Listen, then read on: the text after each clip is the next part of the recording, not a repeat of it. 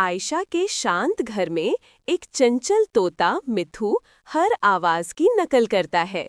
कभी घड़ी की टिक टिक, कभी बाहर से आती बच्चों की हंसी। मिथु को लगता है आवाजें दोहराना ही जिंदगी है। आयशा उसे बड़े प्यार से देखती हैं, जानती हैं कि मिथु को अभी बहुत कुछ सीखना है। एक दिन आयशा खाना खाने बैठती हैं और बिस्मिल्लाह कहती हैं। मिथु तुरंत नकल करता है, लेकिन बिना समझे।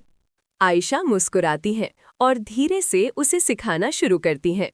बिस्मिल्लाह मिथु, इसका मतलब है अल्लाह के नाम से जब हम कुछ शुरू करते हैं।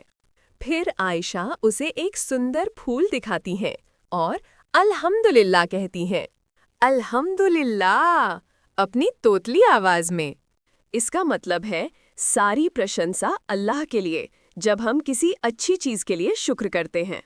एक बार जब मिथु गलती से आयशा का धागा गिरा देता है तो आयशा कहती है अस्तगफिरुल्लाह। मिथु तुरंत बोलता है अस्तगफिरुल्लाह, जैसे उसे पता हो उसने कुछ गलत किया है। अस्तगफिरुल्लाह मतलब मैं अल्लाह से माफ़ी मांगता हूँ जब हमसे गलती हो जाए। अगले दिन मिथु अपने दाने खाने के लिए झुकता है और फुसफुसाता है बिस्मिल्लाह। आयशा उसे देखकर मुस्कुराती हैं, शायद वो थोड़ा थोड़ा समझने लगा है। शाम को मिथु खिड़की से डूबते सूरज के खूबसूरत रंगों को देखता है। वो धीरे से एक गहरी सांस लेकर कहता है अल्हम्दुलिल्लाह। उसकी आवाज में अब सिर्फ नकल नहीं बल्कि एक एहसास है। एक दिन खेलते खेलते मिथु गलती से एक छोटी फूलदान गिरा देता है। अस्तगफिरुल्लाह।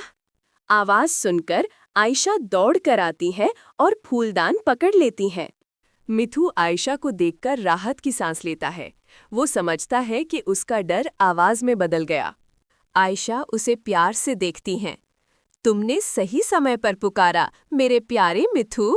मौसम बदलता है। एक तूफानी शाम को तेज हवा खिड़कियों से टकराती है।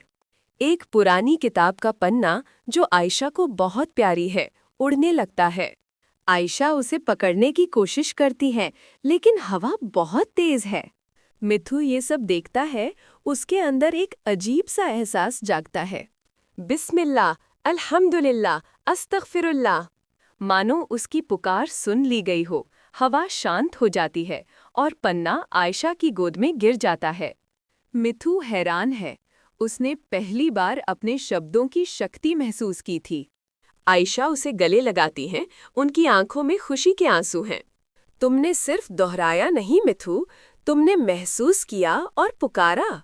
अब मिथु के शब्द सिर्फ आवाजें नहीं, बल्कि दिल से निकली भावनाएं थीं। उसने सीखा कि असली ज्ञान सिर्फ शब्दों को जानना नहीं, बल्कि उनके अर्थ को जीना है।